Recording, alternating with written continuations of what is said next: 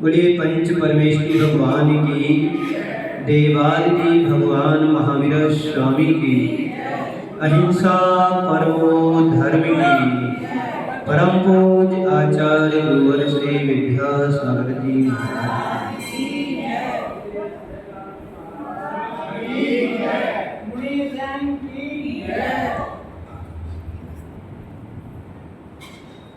हम सब इस संसार में सामूहिक यात्रा में जी रहे हैं, लेकिन इस पूरी यात्रा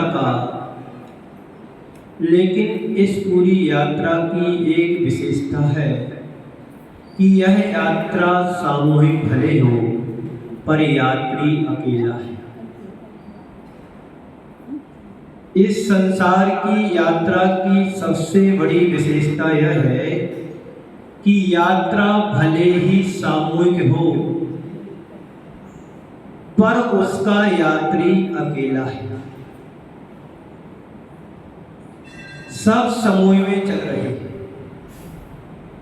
लेकिन हर व्यक्ति अपने आप में अकेला है। इसी एकत्व की अनुभूति का नाम एकत्व भावना कहलाती है।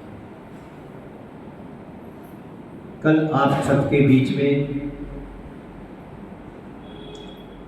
समाज के ही एक व्यक्ति इस यात्रा की यात्री बने हुए थे, जो अकेले ही इस यात्रा को पूरा करके चले गए। हमारे गुरुदेव ने बहुत अच्छी बात कही, बेचल वसे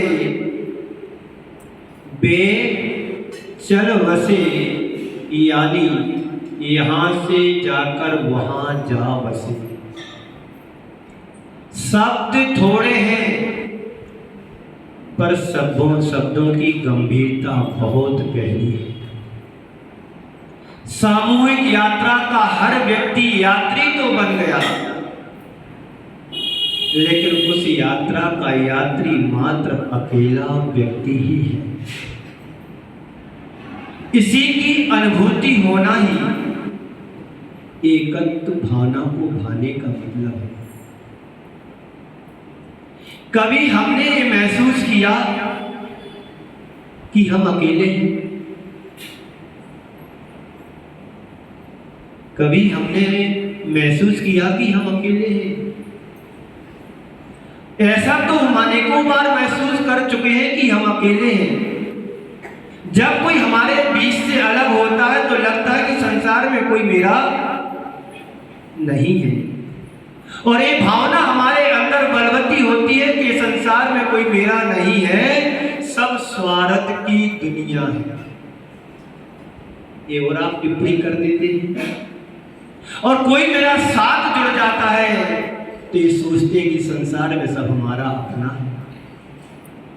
संत कहते हैं यही हमारी अज्ञानता है। इस अज्ञानता से जब हम ऊपर उठेंगे तो हम पाएंगे कि हम एकत्व की अनुभूति कर रहे हैं। जन्मे मरे अकेला चेतन सुख दुख का भोगी, और किसी का क्या एक दिन यह देह जुदी होगी। जन्म और मरण संसार के प्रत्येक प्राणी के साथ लगा हुआ है।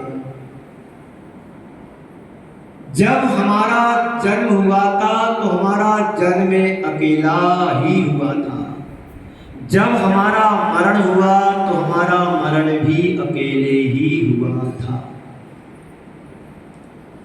इस बात की अनुभूति जो अपने हृदय में कर लेता है वही एकत्व की भावना भाने में समर्थ हो पाता है।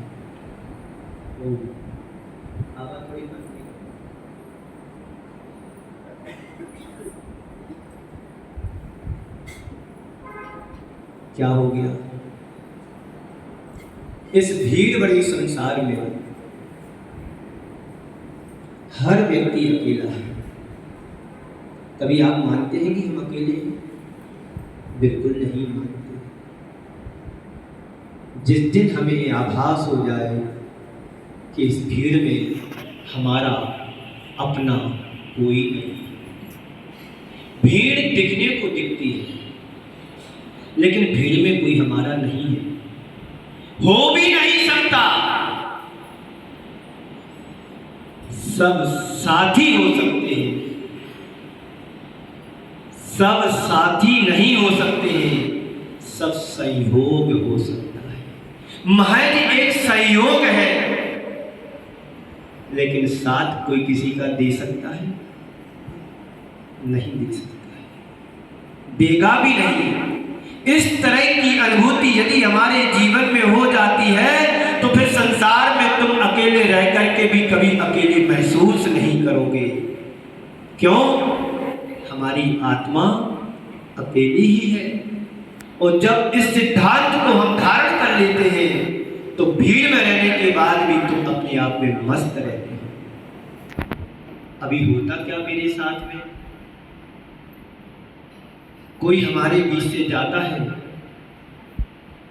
तो हमारा जीवन दुखी हो जाता है, और कोई मेरे से जुड़ता है तो हमें प्रसन्नता होने लगती है, हर्ष होने लगता है। जब कोई हमारे बीच से चल बसता है तो मातम सा छा जाता है, और जब कोई हमारे बीच में जुड़ता है तो हर्ष आ जाता है। इस संसार की नियति नहीं है, इस संसार का मेला है। एक मेला में हम सब यात्री बनकर के आए हैं। मेले में सब जगह जगह के लोग आते हैं, और मेला देख करके मेला खत्म होते ही सब अपने अपने घर की ओर, दिशा की ओर चले जाते हैं। होता ना ऐसा? सब एक साथ यदि जन्म लेते तो तुम्हारा क्या होता, और एक साथ सब मरण करते तो क्या होता हमारे परिवार का। एक साथ यदि हम सब जन्म लेते तो भाई बहन बनकर के कुटुंब बन जाता, और जब एक साथ सब जाते तो पूरा कुनवा का कुनवा सब चला जाता, कोई नहीं रहता है धरती पर एक व्यवस्था है। व्यवस्था इस तरह की है कि इसलिए सब हम अकेले अकेले आते हैं और अकेले अकेले जाते भी हैं। अभी जिस घर में घटना घटी, यदि उनकी धर्मपत्नी होगी तो क्या सोच रही होगी? अब मैं अकेली हो गई। यही आएगा ना उत्तर अंदर से। अब मैं अकेला हो गया, कोई मेरा संसार में नहीं है। जिनका साथ हमने निभाया वह भी साथ छोड़ करके चला गया, अब मेरा कोई नहीं है। यही ना उत्तर आएगा अंदर से। पर उनको ये पता नहीं है कि जिस दिन मैं इस धरा पर आई थी तो अकेले ही आए थे, और जब यहाँ से जाना होगा तो अकेले ही जाना होगा। ऐसी सोच हमारी क्या हो पाती है? नहीं। इस सोच को बनाने के लिए हमें अंदर से अपने अंदर एकत्व की अनुभूति की भावना भाना पड़ेगी। भावना का अर्थ क्या होता है? बार बार चिंतन करना किसी एक वस्तु का। मुहुर मुहुर चिंतनम, बार बार चिंतन करना। कोई ना हमारा हम ना किसी के, कोई ना हमारा हम ना किसी के, कोई ना हमारा हम ना किसी के। ये भावना हम कब भाते हैं? कितनी देर के लिए भा पाते हैं? पता है आपको? बेचल बसे, यानी यहां से जाकर वहां जा बसे। वह जीव इस संसार से जाकर के अपनी जगह ढूंढ ली, अपनी ठिकाना बना लिया, और हम उसके लिए रो रहे हैं। किसके लिए रो रहे हैं? जिसको अपना माना था। हम पढ़ते हैं ना, मैं एकाकी एकत्व लिए, सब एकत्व लिए ही आते हैं। तन धन को साथी समझा था, पर ये भी छोड़ चले जाते हैं। काश की लाइफ को हमने अपने हृदय में उतार ली होती तो ये रोने धोने का काम नहीं होता। लेकिन स्वार्थी दुनिया है। आप ही सब कहते हैं कि स्वार्थ की दुनिया है। रोते रोते हम सब पूरी जिंदगी को पूरा कर देते हैं, लेकिन रोने का कारण नहीं समझ पाते हैं। क्यों? हमारी अज्ञानता है, हमारा अविवेक है। जिस दिन तुम्हारे हृदय का विवेक जाग जाएगा तो समझ लेना संसार में कोई अपना नहीं, सब खुली आंख का सपना है। किसी ने बहुत अच्छी पंक्तियां कही है। आंख खुली सपना गया, आंख खुली सपना गया, आंख मिची अपना गया। आंख खुली, जगत का सारा जो सपना हम देख रहे थे वो सपना शायद गायब हो गया। नींद का सपना था, देख रहे थे राजमहल के लिए, ये महल मेरा है, ये रानियां मेरी है, ये सारा वैभव मेरा है, जो कुछ भी दिख रहा है सब मेरा मेरा है।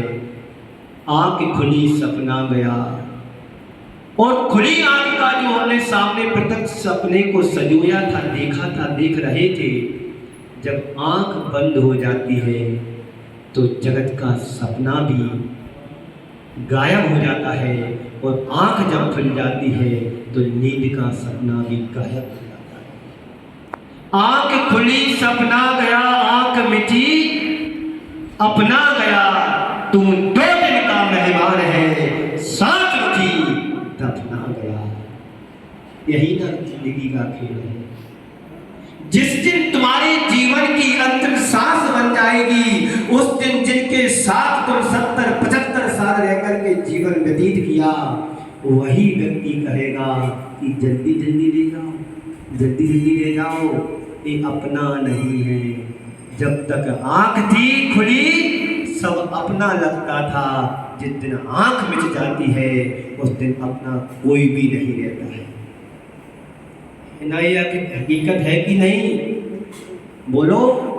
इसी हकीकत को मानने के लिए तो संत कहते हैं हर दम हर पल अपने आप का अनुभव करो कि भीड़ बड़े संसार में मैं अकेला हूँ, अकेला ही नहीं हूँ, इनसे पृथक भी हूँ। एक अनुभूति हमारे अंदर आ पाती क्या? कभी नहीं। क्यों? कहते हैं घिरे रहो परिवार से, घिरे रहो परिवार से, खोना पर विवेक। घिरे रहो परिवार से, खोना पर विवेक। आया एक का था एक, और जाएगा भी एक का एक। परिवार के साथ रहने के बाद भी हमें ये अनुभूति नहीं होना चाहिए कि हम सबके बीच हैं। जब भी देखो हम सबके बीच में होने के बाद भी अकेला हूं। इसी का नाम तो एकत्व भावना है। जन्म भी हमें अकेला लेना है और जिस दिन इस दुनिया से जाएंगे तो मरने के बाद भी अकेला जाना पड़ेगा। कितना भी तुम राग द्वेष मोह करोगे, कोई तुम्हारा साथ देने वाला नहीं है। ये नियति है, सिद्धांत है, साथ दे भी नहीं सकता। संयोग है, जन्म लिया, बड़े हुए, परिवार ने मिलकर के संबंध कर दिए, शादी कर दी, परिवार बसाना शुरू कर दिया और एक दिन परिवार को छोड़ करके जाना होगा। कुछ दिनों का, चंद्र दिनों का एक संयोग था। संयोग सहज होता है, महज होता है, लेकिन साथ कोई दे नहीं सकता और देगा भी नहीं। ये सत्य है। आज की 4 बातें। आसक्ति। आसक्ति समझते ना? आसक्ति का अर्थ होता है मतलब हर वस्तु के प्रति हमारा झुकाव, लगाव, उसके प्रति हम रह ना पाए। इसके बिना मेरा काम भी ना चल पाए, इसके बिना मेरा कुछ होगा भी नहीं। गिद्धता जिसको बोल सकते हैं। साड़ी यदि हमारे लिए 2 पहनना है और 50 साड़ी की लालसा तुम्हारे अंदर रही है, इसी को बोलते आसक्ति। तुम्हारी 4 रोटी की भूख है, अपनी थाली में 8 रोटी रखवा ली, ये आसक्ति है। तुम 1 गिलास दूध पीने से तृप्त हो सकते हो, नहीं 1 जग भर करके रखो, ये तुम्हारी आसक्ति है। जो आ जाए और हमारे से जा ना पाए, उसको आसक्ति कहते हैं। बात समझ में आई? आ जाए और मेरे से छूट ना पाए, उसको क्या कहेंगे? आसक्ति जा नहीं सकती। नई परिभाषा मिल गई। अब इसको क्या करना है? इस परिभाषा के लिए याद करना है। आसक्ति, जो आ सकता है वह जा नहीं सकता है, इसका नाम आसक्ति।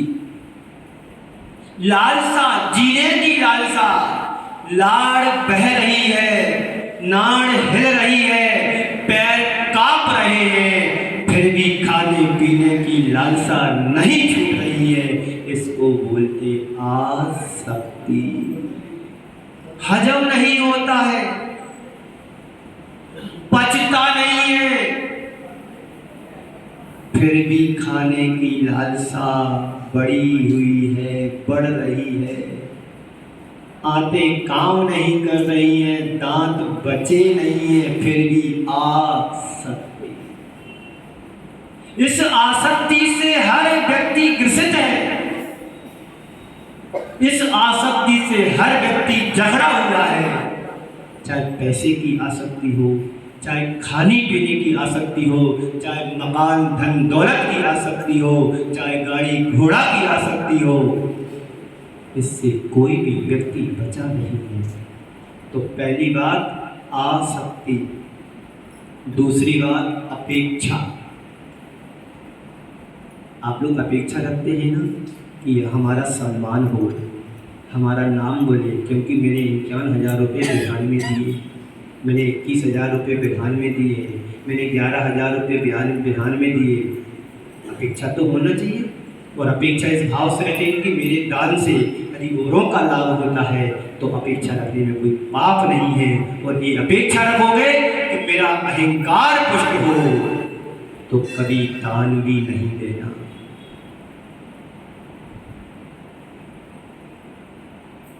समझ में आ रही है बात? आसक्ति, अपेक्षा, आत्मबोध जगना चाहिए और आत्मनिर्भरता। 4 शब्द आज के हैं। आसक्ति, अपेक्षा आत्मबोध जगना चाहिए और आत्मनिर्भर बनना चाहिए।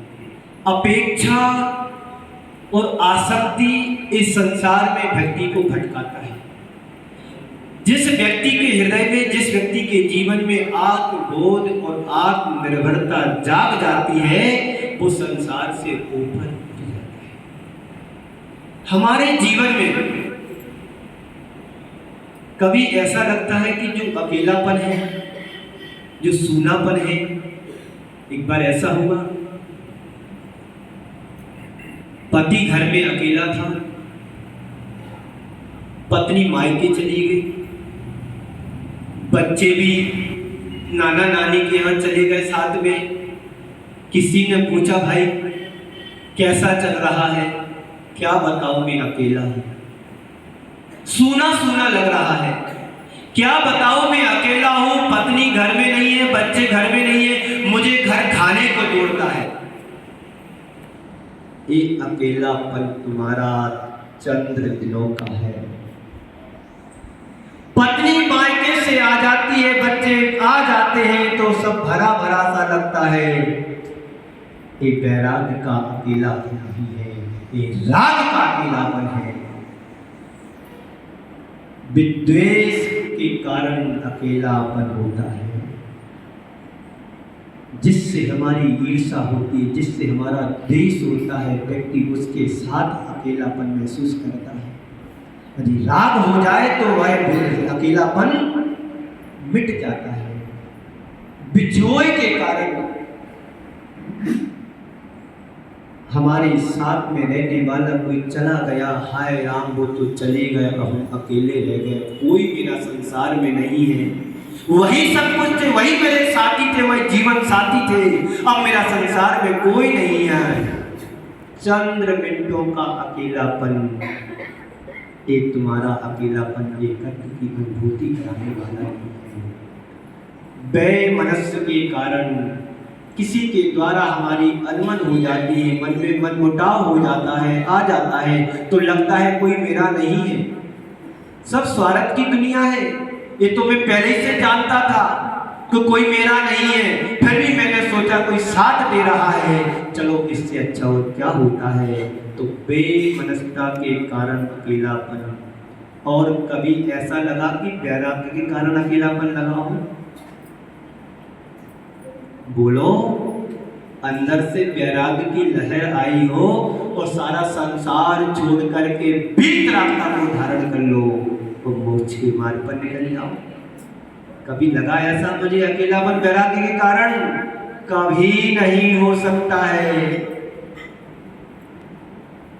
एक बार एक व्यक्ति अपने बेटे को IIT के निमित्त से बॉम्बे के लिए ट्रेन पर छोड़ने के लिए गया।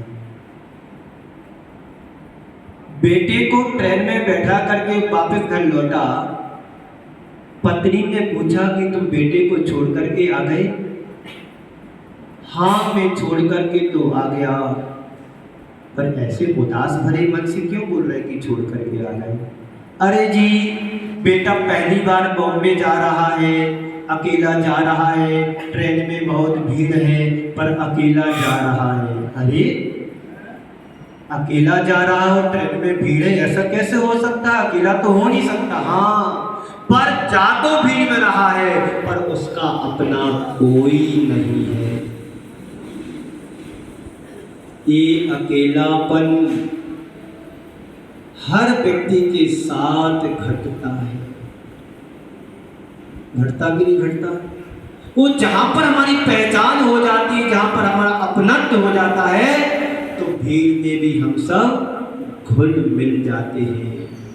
इस अकेलापन को ही अपना अकेलापन न माने। जो वैराग्य के कारण हमारे साथ अकेलापन होता है, वही वास्तव में एकत्व भावना का सार है। जन्मे मरे अकेला चेतन सुख दुख का भोगी, और किसी का क्या एक दुनिया है दे जुदी होगी। पता नहीं किस मोड़ पर हमारी घटना घट जाए, यह देह भी इस आत्मा से अलग हो जाती है। जब भी इस संसार से ये जीव निकलेगा तो अकेला ही निकलेगा। भीड़ में रहने के बाद भी कोई हमें बचा नहीं सकता है। आपने साल 2 साल पहले देख लिया हमारे देश पर कितनी बड़ी त्रासदी आई। व्यक्ति पैसे रखने के बाद भी पैसे उनको बचा नहीं पाए और ऐसे ऐसे परिवार उजड़ गए, परिवार बिखर गए जिनका कोई नहीं बचा। तब लगा कि संसार में कोई अपना नहीं है। ये अनुभूति वैराग्य की अनुभूति है। पैसा भी काम नहीं आया, दौलत भी काम नहीं आई, शोहरत भी काम नहीं आया, कोई मेरा नहीं इस संसार में। आत्मा मात्र एक शास्त्र तत्व है। एवो में शास्त्र दो आरा, नाण दर्शन ज्ञान लकड़ो, शेषा में भाईरा, सब्बे संयोग लक्षण। मैं एक ज्ञान के आत्म तत्व हूँ, मैं एक शास्त्र तत्व हूँ। मेरा ज्ञान दर्शन एकमात्र लक्षण है। ज्ञान लक्षण, ज्ञान दर्शन लक्षण हो। शीशा में बाहिरा भावा, जितने भी संयोग बाहर के दिख रहे हैं एक संयोग मात्र है, वह संयोग है। सब्बे भाव लक्षण, सभी भाव संयोग गज है। इस तरह की अनुभूति जो करता है वह एकत्व की अनुभूति करता है। आसक्ति, अपेक्षा, अपेक्षा हमें किसी से नहीं करना चाहिए। क्या होता है जब हम किसी के प्रति अपेक्षा रखते हैं और सामने वाला मेरी पूर्ति नहीं करता है तो उपेक्षा हो जाती है। तो उपेक्षा जब हमारी होती है तो मन हमारा आहत से भर जाता है।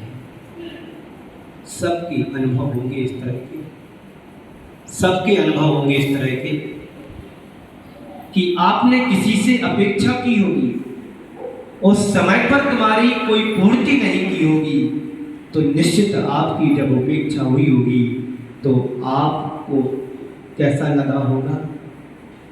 बुरा लगा होगा और ये सोचा होगा कि कोई मेरा संसार में नहीं है। और संसार में कोई होगा भी तो कैसे मेरा? जब जीव अकेला जन्म लेता है, जब जीव अकेला जन्म लेता है तो संसार में उसको अकेला ही तो आना होता है। और जब जीव इस संसार से जाता है तो अकेला ही तो जाना होता है। ये समझ, ये शक्ति जब हमारे भीतर आ जाएगी तो फिर हम किसी की अपेक्षा के शिकार नहीं बनेंगे। ना हम किसी की अपेक्षा करें, ना हम किसी की उपेक्षा ग्रहण करें, ना अपेक्षा करें, ना उपेक्षित हो, ना किसी की उपेक्षा करो, ना किसी से उपेक्षित होने का मन में भाव जगाओ। सारी चीजें दुख के कारण हैं। संसार में जो हम आज दुख भोग रहे हैं सब उपेक्षा के शिकार होकर के दुख को भोग रहे हैं। तीर्थंकर भगवंत हुए हैं, उन्होंने एकत्व की अनुभूति भाई, एकत्व को अनुभव में लाया। सारे संसार के संयोग छोड़ करके, नाशवान समझ करके, धन वैभव दौलत सारी चीजें ये सब नाशवान है, क्षण भंगुर है, क्षण छही है, ये मेरे साथ जाने वाली नहीं है। मेरे का कैसे हो सकता है और मेरे कैसे हो सकते हैं? कुछ भी मेरा नहीं। कमला चलत ना पैड जाए मरघट तक परिवार। कमला किसको कहते हैं? किसी स्त्री का नाम होगा ना, कोई तो है। कमला यानी स्त्री। कहाँ तक जाएगी? घर के दरवाजे तक जाएगी छोड़ने के लिए। मरघट तक परिवारा। आप सब सहयोग होकर के, एक साथ होकर के कल कहाँ छोड़ करके आए जीव के लिए? जीव तो पहले निकल गया, उस सब के लिए कहाँ तक छोड़ करके आए? कोई साथ में गया? अरे जिसके साथ साथ साथ फेरे लगाए वह भी नहीं जा सकता है, तो हम पराए पराये होकर के कैसे किसी के साथ जा सकते। बात समझ में आ रही है? बिल्कुल महाराज, बहुत अच्छी लग रही है। कब तक? जब तक मंदिर में और आपके जन्म नहीं, तब तक। यहाँ से निकलने के बाद सब अपना राम राम जपना, अपना माल पराया। ऐसा पढ़ते क्या? नहीं पढ़ते। राम राम जपना, पराया माल अपना नहीं, ये नहीं होना चाहिए। राम का नाम लो और राम का काम भी करो।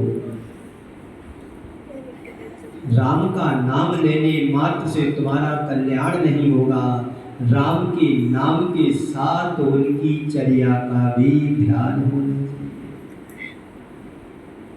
बीत रास्ता का भी अनुभव होना चाहिए। 24 घंटे में कम से कम एक क्षण तो ऐसा निकालो जब एकत्व की अनुभूति कर पाओ।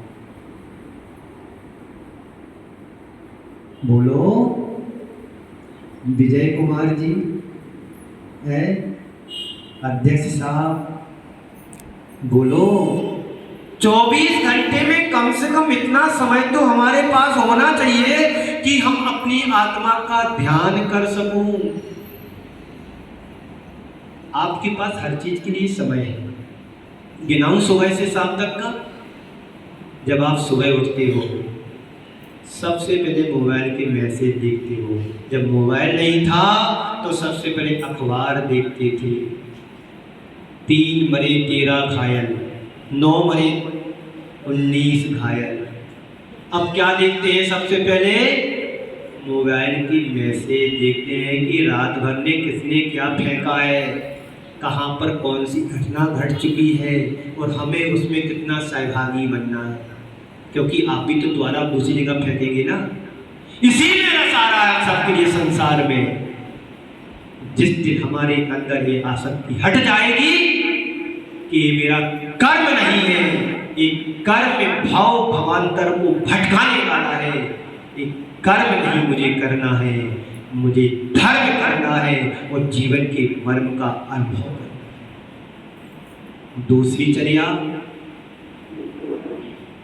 चाय को बड़े चुस्कियों के साथ लिया। तीसरी चर्या, फ्रेश होने चले गए। चौथी चर्या, बच्चों के साथ थोड़ा खेला कूदा। 5वीं चर्या, नहा करके तैयार हुए। 6वीं चर्या, नाश्ता लगा हुआ मिला है तो खाके। और 7वीं चर्या, जॉब पर जा रहे हैं गाड़ी ड्राइविंग करते हुए। 7वीं चर्या, जॉब में जाकर के कुर्सी पर बैठ गए, अब दिन भर काम करोगे। उसके बाद घर आएंगे, घर में थोड़ा बहुत देखेंगे बच्चे कैसे हैं, पेपर देखेंगे, बात सुनेंगे और पत्नी पानी ठंडा ला करके देगी, फिर चाय दूध कॉफ़ी देगी। फिर शाम को पूछेगी आओ जी आज क्या खाएंगे जी आप, तो उसकी तैयारी होगी। टीवी देखोगे, उसके बाद फिर क्या करोगे? खाना खाएंगे। उसके बाद क्या करोगे? बच्चों के साथ खेले कूदेंगे, बातचीत करोगे, उनको पढ़ाएंगे। फिर उसके बाद क्या करोगे? फिर बिस्तर पर जाओगे। उसके बाद क्या करोगे? सो जाओगे। यही ना तुम्हारे जीवन की कहानी। कहाँ तुम्हारे पास आत्मा की पहचान करने का समय है? कहाँ एकत्व भावना का चिंतन करने का समय है? मंदिर तो इसमें आए नहीं, स्टेशन ही नहीं आया मंदिर वाला। गुरु के चरणों का स्पर्श करने का भी स्टेशन नहीं आया। प्रवचन सुनने का समय नहीं आया। आहार दान देने का समय नहीं आया। आत्मा की तो बात सबसे लास्ट में आती, जब कोई काम नहीं आता, जब मरते समय बस राम राम निकलता है। एक बार ऐसा हुआ, एक वृद्ध दादाजी थे 80 साल के, वृद्ध बाबूजी थे 80 वर्ष के। अंतिम समय चल रहा था, 4 उनके बेटे थे, सारों 4 बेटे अब वृद्ध थे, आंखों से कम दिखता भी था, सुनाई भी कम देता था। तो उनके मुख से बा बा बा बा बा बा बा बार बार निकल रहा था। बच्चों ने सोचा कि मरणासन तो है, पता नहीं इनके ख्याल में कहीं बक्सा रखा होगा और वो उसमें कुछ धन दौलत होगी, अपन को मिल जाएगी। तो डॉक्टरों को इस ख्याल से बुलाया कि चलो ये कुछ अच्छा सा बोलने लगे। तो डॉक्टर से कहा कि डॉक्टर साहब ये बा बा बा बा बहुत बार बोल रहे हैं, पर ऐसा कुछ हो सकता है कि पूरा शब्द बोल सके। डॉक्टर ने सोचा मैं सोचता हूँ कोई इंजेक्शन ऐसा हो उनको लगा दूँ और पूरा कुछ बोल दें, तो एक बार बक्सा मिल जाएगा तो हमारी जीवन समझ जाएगा। डॉक्टर साहब ने बोला 50,000 रुपये लगेंगे। कोशिश करूंगा बोल पाते कि नहीं बोल पाते, लगा दीजिए। 50 नहीं तो 1 लाख भी दे दूंगा, यहाँ तो जल्दी निकल आएगा पैसा। और शांति धारा करने की बात कहेंगे तो ऐसा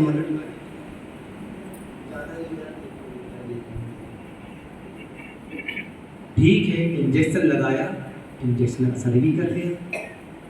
इंजेक्शन असर भी कर गया। बड़ी वो दादाजी बोलते हैं बड़ी ताकत से, भगवान का नाम तो नहीं ले पा रहे थे, बड़ी ताकत से बोलते हैं तुम लोग सब कहाँ हो? वह बचिया 1 घंटे से झाड़ू खा रही हो, तुम लोग देख नहीं रहे हो? ये आसक्ति जा नहीं सकती। मैं देख रहा हूं 1 घंटे से बचिया झाड़ू खा रही है और तुम लोग देख नहीं रहे हो। बा बा बा बा बा बा। लड़कों ने सोचा, बेटन ने सोचा कि बाबूजी जा तो रहे हैं, बा से बचिया भी है और बा से बक्सा भी है। बक्सा के चक्कर में 50,000 और चले गए। ये आसक्ति जा नहीं सकती। काश मुझे ये कत्ल की अनुभूति होने लगे, ना बचिया रहेगी ना बक्सा रहेगा, सबसे ऊपर परमात्मा रहेगा। क्या होगा? आत्मबोध को जगाओ। पूरा समय हमारा निकल जाता है, 24 घंटे परमात्मा के क्षेत्र में हम कितना समय दे पाता है? एक पल की भी हमें खबर नहीं है। सारा जीवन पूरा व्यस्त जीवन निकल रहा है, व्यस्त भी निकल रहा है, त्रस्त भी निकल रहा है। मस्त तो गिने चुने लोगों का जीवन रहता है। अरे मस्त होना हो तो भगवान की भक्ति में बह जाओ। क्या करना है? भक्ति में बहना है। वो बहनों भक्ति में बहो, मस्ती में मत बहो। एकत्व की अनुभूति यदि हम करना चाहते हैं तो हमें क्या करना है? अपनी आत्मा की मस्ती में मस्त बनना है। व्यस्त रहो, मस्त रहो, त्रस्त और अस्त व्यस्त मत रहो। धर्म के क्षेत्र में यदि हमारा पदार्पण हो जाता है तो हम व्यस्त रहते हैं, मस्त रहते हैं और व्यवस्थित रहते हैं।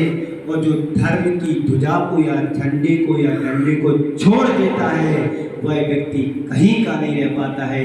वो त्रस्त हो जाता है, अस्त व्यस्त हो जाता है, उसकी सारी की सारी जिंदगी परास्त हो जाती है, त्रस्त हो जाती है। एकत्व की अनुभूति करना है। कमला चलत ना पैर जाए मरघट तक परिवारा। अपने अपने सुख को रोवे पिता पुत्र दादा। सब स्वार्थ की दुनिया है। अभी लगता है कि बेटा मेरा साथ देगा। आपके 2 बेटे हैं, एक अमेरिका में है, एक लंदन में है, और आप बुढ़ा बुढ़ी घर में जी रहे हैं। और पूछा कि भाई कैसा चल रहा है? बहुत अच्छा चल रहा है। क्या तुम्हारे बेटे नहीं हैं? हाँ 2 बेटे हैं, एक लंदन में रहता है, एक अमेरिका में रहता है। आप कैसे रहते हो? बस मेरे साथ एक नौकर रहता है, बहुत अच्छा मेरा पूरा ख्याल रखता है। फिर उससे पूछा गया, ये बताओ जब तुम मरोगे तो सारी संपत्ति बेटों को दोगे उस नौकर को दोगे? बोले जी आप भी महाराज कैसी बात करते हो, ये तो बेटों की पूरी संपत्ति है। तो सेवा कौन तुम्हारी करता है? अरे सेवा तो ये नौकर करता है, पर संपत्ति तो बेटों की कहलाएगी। तो फिर मैंने उससे पूछा, ये संपत्ति बेटों की कहलाएगी तो बेटा क्या तुम्हारी सेवा करते हैं जो संपत्ति उनकी कहलाएगी? सेवा करने वाला तो तुम्हारा सेवक है। तो कायदे तो संपत्ति का अधिकार उस सेवक का होना चाहिए। नहीं महाराज श्री, ये तो कायदे के विरुद्ध बात है, ऐसा नहीं हो सकता है। यही स्थिति उस व्यक्ति की नहीं, आप सबकी है। आपके बच्चे बाहर रह रहे हैं और आप यहाँ पर उस संपत्ति की रखवाली करके रह रहे हो। कर रहे ना रखवाली उस संपत्ति की, लेकिन संत कहते हैं बाहर की संपत्ति की रखवाली मत करो, आत्मा की ओर भी हमारा ध्यान होना चाहिए, आत्मबोध होना चाहिए। आत्मबोध जब तुम्हारे भीतर जागेगा तो समझ लेना कि हम एकत्व की अनुभूति कर रहा हूँ।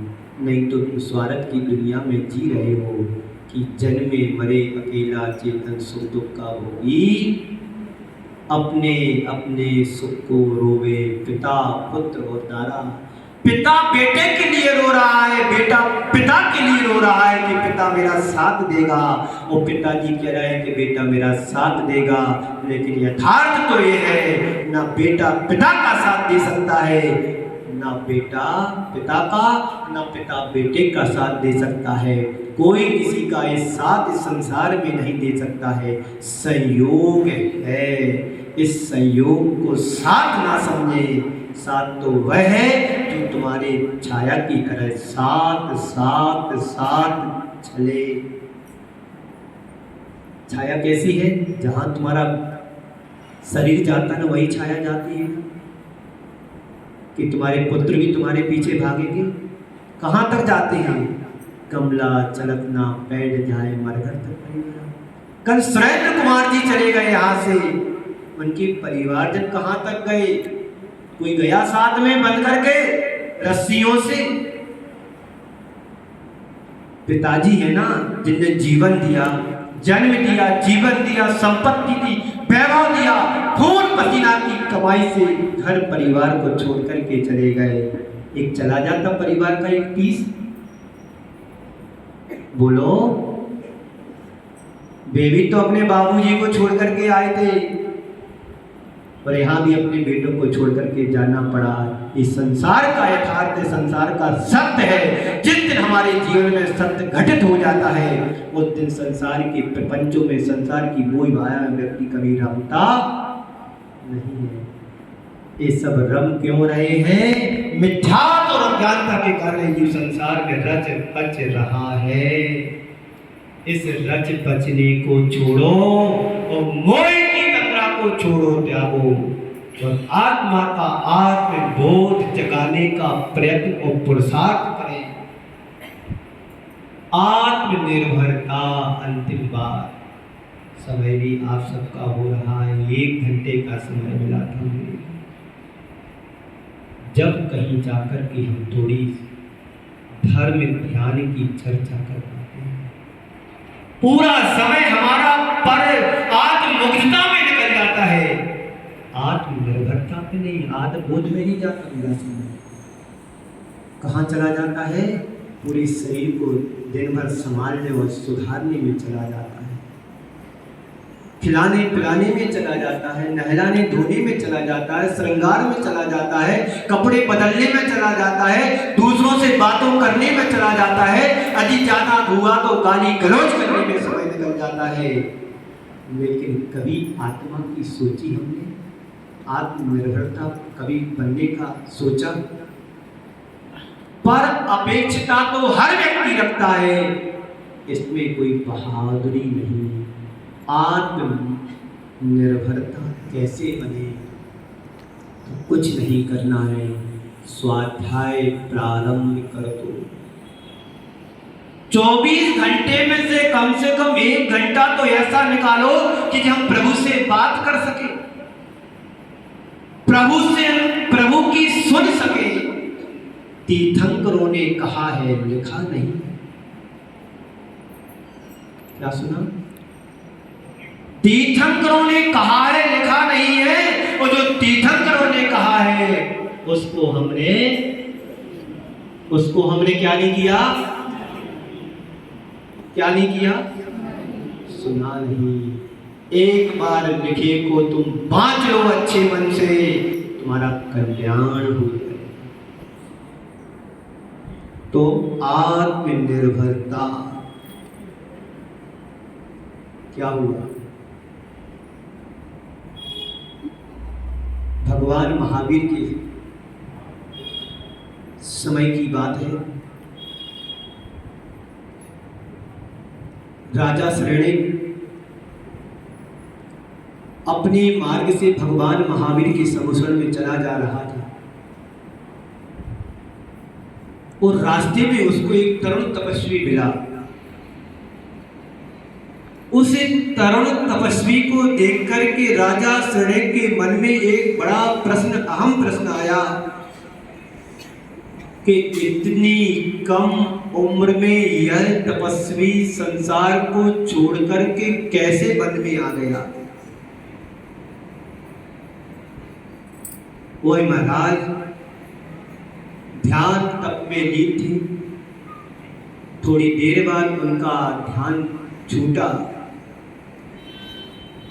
राजा शृणिक नमस्कार वंदन किया, प्रणाम किया। जब उनका ध्यान छूटा तो तपस्वी से पूछा कि आप इस तरुण अवस्था में घर को कैसे छोड़ा? क्या तुम्हारा कोई था नहीं घर में, जो तुम इस जवानी में तुमने घर को छोड़ करके कंटकाकीर्ण मार्ग को अपना लिया? तो तपस्वी कहते हैं मैं अनाथ हूं, मेरा कोई इस संसार में नहीं है, मैं अनाथ हूं। अच्छा, मेरे राज्य में अनाथ कोई रह कैसे सकता है? चलो, मेरी चेतना तुम्हें सनात बनाएगी, तुम मेरे साथ चलो। तो तपस्वी कहते हैं तुम्हारी चेतना भी तो अनाथ है और आप भी अनाथ हो, संसार में कोई सनात नहीं है। अरे आज तक मेरे राज्य में इतनी साहसपूर्ण बात कोई नहीं कर पाया, एक कल का छोकरा और मैं से ऐसा कहता कि तुम्हारी चेला भी अनाथ है और आप भी अनाथ हो। राजा शृणिक ने तपस्वी महाराज से प्रश्न करते हुए कहा विनय पूर्वक कि भगवान, यदि आपकी आज्ञा हो तो मैं आपसे प्रश्न कर सकता हूं? गुरुदेव कहते हाँ करिएगा। क्या प्रश्न है? बोले ये बताओ, आपका परिवार में कोई नहीं था तो क्या आप अनाथ कैसे बने? मैं आपके जीवन की इस व्यथा को जानना चाहता हूं, अनाथ कैसे हुए? तो फिर उस तपस्वी ने अपने जीवन की व्यथा को सुना। तपस्वी ने कहा मैं एक दिन बीमार हुआ और इस तरह से बीमार हुआ कि मेरे पूरे शरीर में दाह उत्पन्न हो गई। एक दिन मेरी पत्नी मेरे बाजू में बैठ करके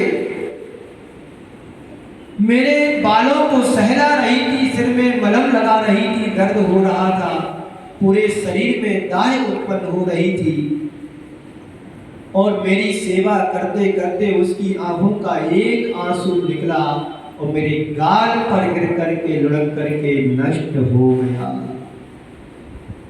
तब मुझे लगा कि संसार में कोई किसी का नहीं है, मेरा परिजन मेरा साथ नहीं दे सकता है। जब मेरे अंदर से आह निकलती थी, पूरा परिवार आंखों कानों में उंगली लगा लेता था, सहन नहीं कर पाता, मेरी आह को, मेरी चीख को सहन नहीं कर पाता था। मुझे लगा कि संसार में कोई मेरा नहीं है। जब मेरी प्राण प्रिय पत्नी का एक आंसू निकल करके बह गया, लुढ़क गया, तब मुझे लगा कि मेरी इस पीड़ा को कोई नष्ट नहीं कर सकता है। और उसी क्षण मैंने सोच लिया यदि मेरा ज्वर ठीक हो गया सुबह तक तो मैं दिगंबरी दीक्षा को धारण कर लूंगा। योग संयोग कुछ ऐसा बना, मेरा फीवर बुखार ज्वर ठीक हुआ, मैं सीधा घर से निकल कर के वन की ओर आ गया, दिगंबरी जैनेश्वरी दीक्षा को धारण कर लिया। ये आत्मबोध है। इस आत्मबोध को जगाओ और अपनी आत्मा के ऊपर निर्भर रहो। संसार में कोई किसी का नहीं है, जन्मे मरे अकेला चेतन सुख दुख का हो, और किसी का क्या ये दिन। यह घटना उज्जैनी नगरी की है। मेघ, विजय का पुत्र मेघ रथ था, उसकी एक कहानी थी। हम सबके जीवन की भी यही कहानी है। हम राग देश मोह जन्म जरा मृत्यु विनाशनाय जलम निर्पांति तो हर रोज करते हैं। काश तुम्हें ये लगा कि जन्म जरा मृत्यु हमारे भयानक रोग है, इस रोग का निवारण कब होगा। जल तो चढ़ा देते हो लेकिन फिर भी जलते हैं दूसरों से।